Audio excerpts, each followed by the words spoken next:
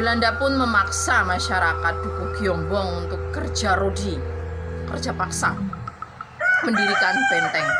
Mbah Giombong ini, beliau tersenyum ke belakang saya. Beliau ada di sebelah sini.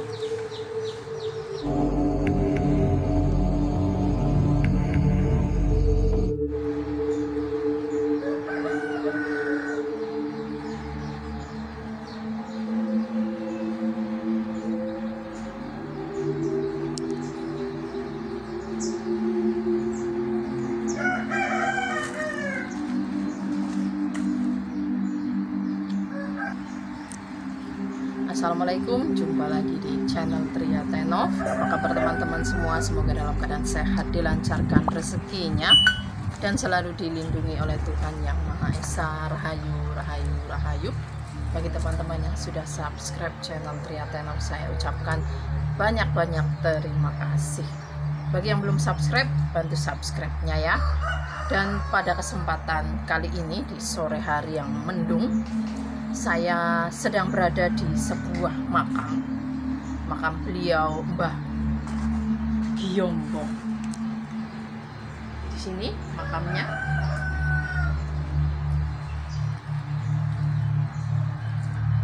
Iya, makam dan Mbah Giombong ini berkaitan atau ada kaitan erat dengan Benteng Van der Wijk Giombong. Jadi pada zaman dahulu, sejarah kota Giombong ini, Giombong adalah nama sebuah kota dan salah satu kecamatan di Kabupaten Kebumen, Jawa Tengah, yang berjarak sekitar 21 km dari kota Kebumen. Asal-usul kota Giombong menurut cerita sejarah, pada masa lalu, di masa perang Diponegoro sekitar tahun 1825 sampai 1830, wilayah Giombong belum ada.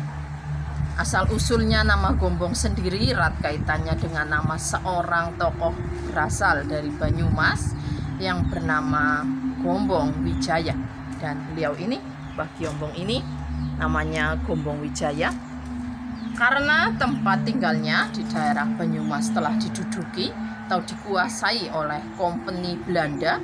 Maka Kiai Giombong ini, Kiai Giombong Wijaya ini, Mbah Giombong bersama pengikutnya menyingkir ke suatu daerah tak bertuan di sebelah barat kota, di sebelah barat Kemit. Beliau dan pengikutnya babat alas membuka pemukiman dan menetap di daerah tersebut. Mbah Giombong ini, Kiai Giombong Wijaya ini atau Mbah Giombong, diangkat sebagai bekal atau kepala dukuh di tempat baru tersebut, dikenal dengan nama Kiai Giombong. Lama-kelamaan dukuh Giombong banyak disinggahi oleh para pendatang dan para pengungsi, dan menetap menjadi penduduk dukuh Giombong. Ketika Belanda makin terdesak atas perlawanan rakyat Banyumas, akhirnya Belanda mengambil siasat untuk mendirikan benteng pertahanan di sebelah Dukuh Giombong yang namanya Benteng Van der Wijk, yang mulai ramai oleh penduduk. Dan benteng tersebut berlindung pasukannya yang terdesak pertempuran Banyumas dan Ngijo. Belanda pun memaksa masyarakat Dukuh Giombong untuk kerja rodi, kerja paksa, mendirikan benteng. Benteng inilah yang akhirnya diberi nama Benteng Van der Wijk dan masih ada sampai sekarang bentengnya, hingga saat ini menjadi objek wisata dari Giombong Kebumen.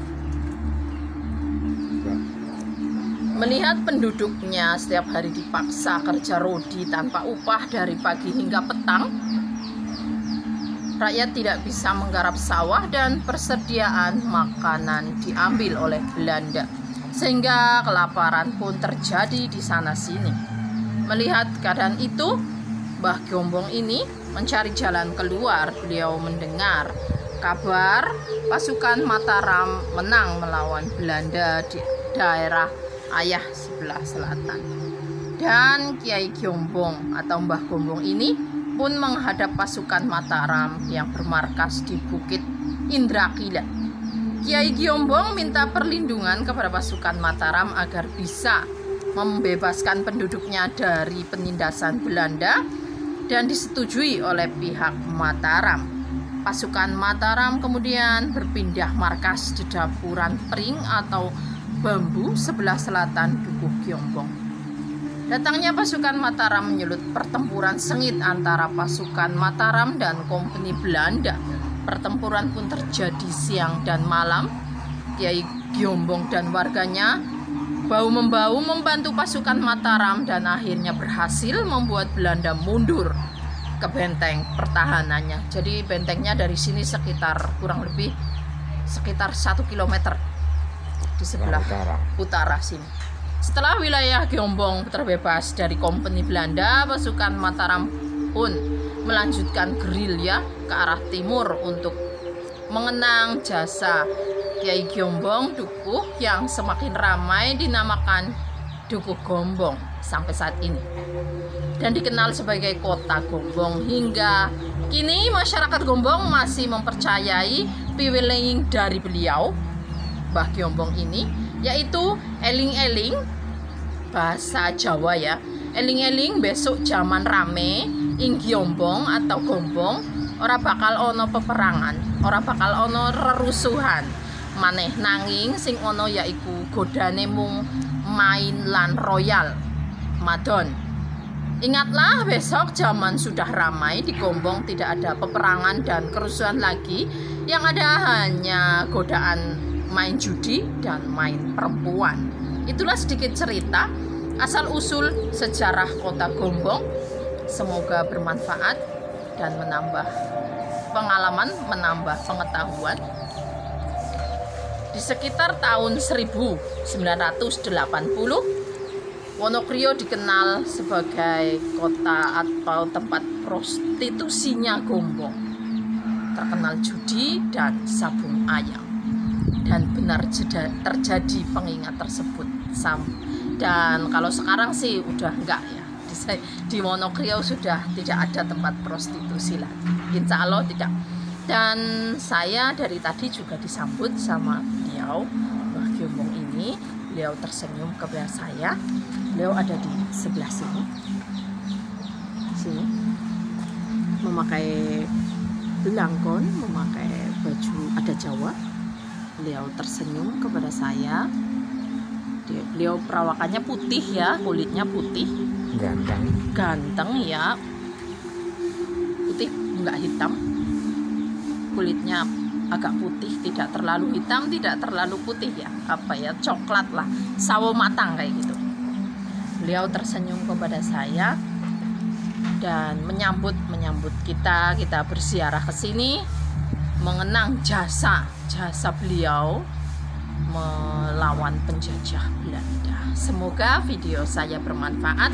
Bagi yang belum subscribe channel Triateno, jangan lupa subscribe, like, komentar, dan share sebanyak-banyaknya.